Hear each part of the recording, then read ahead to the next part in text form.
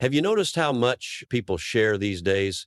It seems like every thought, every ache, every opinion gets aired out like laundry on a windy day. But just because the world has gotten louder doesn't mean you have to shout with it. In fact, there's something powerful, almost sacred, about holding certain things close, especially as you grow older.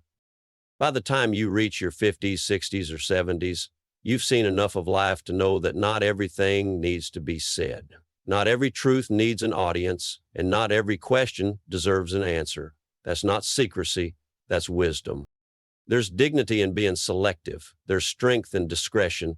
And if you've ever walked away from a conversation and felt uneasy, like you gave away too much of yourself, you already know what I mean.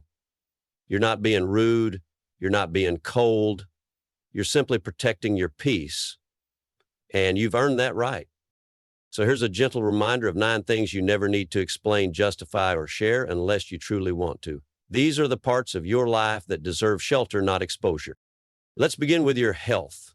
At a certain age, conversations about aches, medications, surgeries, and test results start to take over. It's almost like we've been conditioned to swap symptoms like trading cards. But here's the truth no one tells you. Not everyone needs to know what you're dealing with. When you constantly share your health struggles, you open yourself to pity, to judgment, and often to a flood of advice that does more harm than help.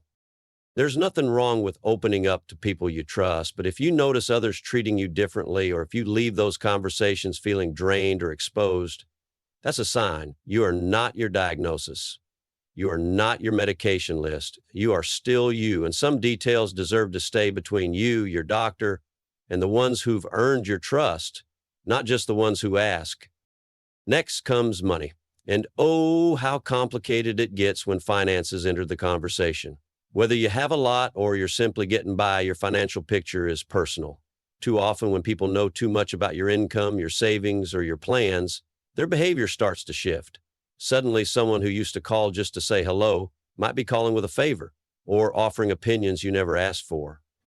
Even within families, money can quietly twist the fabric of love and loyalty. What you share about your retirement account, your house, or even your spending habits can create expectations you never meant to set. And once that door is open, it's hard to close again. Your money, your decisions, your life. No explanations needed. Now let's talk about something that stings a little more. Family conflict. If you've lived long enough, you've weathered disagreements, disappointments, and difficult dynamics. It's only natural. But here's the key. Not everyone needs to know what's going on behind your front door. It might feel good in the moment to vent about a son-in-law, a sibling, or even a grandchild, but those moments can turn into something far bigger than you intended. Stories spread, trust erodes, and soon a private grievance becomes public drama. You might be the one who ends up feeling exposed or even betrayed. There's great power in being the quiet one, the one who listens more than they speak, the one who protects the people they love, even when those people are being difficult. Silence doesn't mean approval, it means maturity. And peace is always more valuable than being right in someone else's eyes. Another thing you should never feel obligated to share: your deepest regrets, your past mistakes, the painful stories you've carried like stones in your pocket. There's a time and place for healing conversations, but you are not a museum of your former pain. You don't owe anyone the full tour of your heartbreak. We live in a world obsessed with transparency, but not everything that's true needs to be told.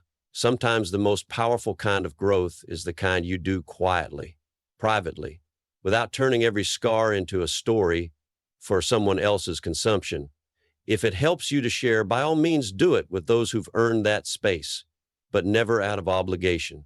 Never because someone asked and you felt cornered. You've survived too much to hand your past over carelessly.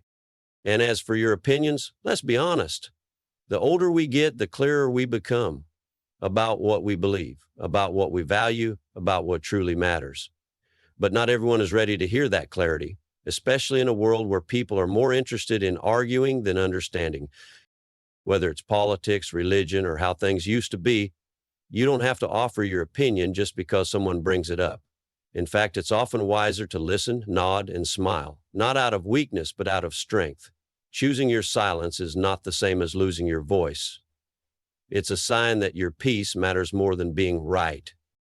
One of the most sensitive things to keep close to the chest is your estate plan. You may be tempted to talk about what you're leaving behind, to whom and how much. It often starts with good intentions, trying to be transparent, maybe even trying to avoid future conflict. But ironically, that kind of openness can stir up tension long before anything ever happens. People hear numbers, promises, or expectations, and it quietly shifts how they relate to you. In some cases, it causes rifts between siblings or builds quiet resentment toward decisions that haven't even taken place yet.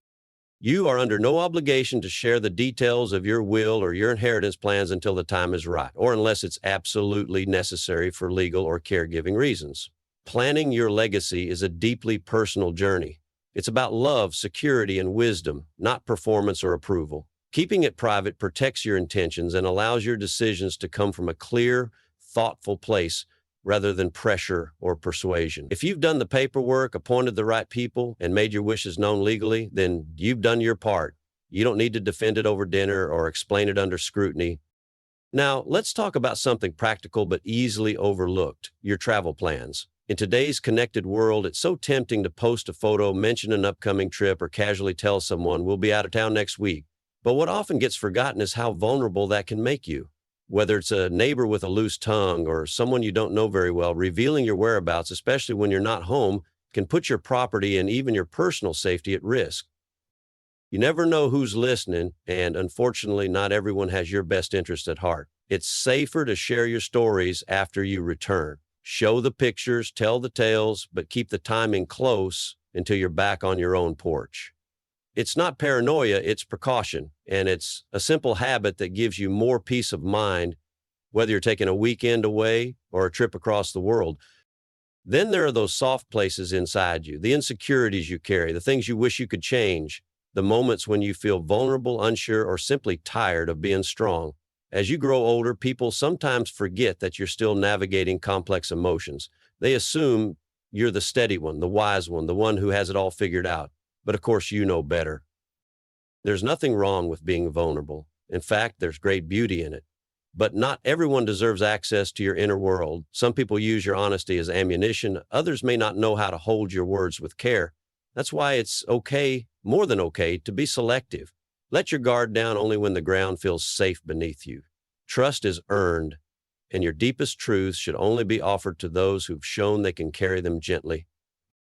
And finally, never feel obligated to share your true feelings about someone just because they ask. You might not like your neighbor's spouse. You may feel disappointed in a relative or frustrated by someone in your circle, but honesty in these moments can do more damage than good. There's a time to speak truth, and there's a time to protect the peace.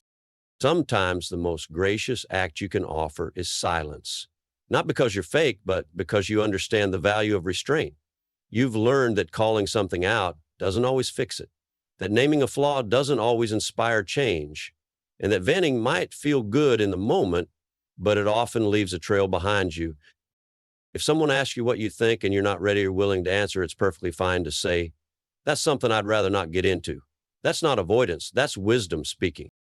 As the years unfold, you begin to realize that your most valuable resource isn't time or money, it's your energy. It's your ability to protect your mental peace, your emotional health, and your spiritual well-being. And one of the most powerful ways to do that is by honoring what you don't say, because you've earned the right to be private, to be discerning, to decide what gets shared, when, and with whom. You've lived enough life to know that not everyone listens with love, and not every question needs an answer. What you withhold isn't about fear or secrecy, it's about strength. The kind of strength that says, my life is mine and I choose how much of it I share. When you protect your privacy, you protect your dignity, you protect your peace, and most of all, you protect the hard-won wisdom that's gotten you this far. So the next time you feel pulled to explain, confess, or defend, pause. Take a breath. Ask yourself, does this serve my peace, or am I giving away something that doesn't need to be handed out? There is power in mystery, there is strength in silence, and there is beauty in the quiet, knowing that you are not required to put your soul on display for the world to examine. At this stage in your life, you've earned the right to walk away from anything that drains you, including conversations that pry too deeply into your personal life. It's not your job to satisfy everyone's curiosity. You don't have to offer up the details of your health, your finances, your relationships, or your past just because someone asks. Your story belongs to you. You get to choose the chapters you share and the ones you quietly keep folded inside your heart. And here's something important to remember. Not everyone deserves access to the sacred parts of your life. The ones you've built with sweat and sacrifice, the lessons that nearly broke you, the quiet triumphs no one ever clapped for. These aren't things you owe to anyone. They are parts of you that have value simply because they exist, and they become more precious when they're protected, not exposed. You see, oversharing often happens when we feel unsure, when we think we have to justify our choices, prove our worth, or explain our emotions to earn understanding. But you don't need to do that anymore. Your value doesn't come from being understood, it comes from being whole. And sometimes wholeness means keeping parts of yourself private, not hidden, just sacred. It's perfectly okay to let someone wonder what you're thinking.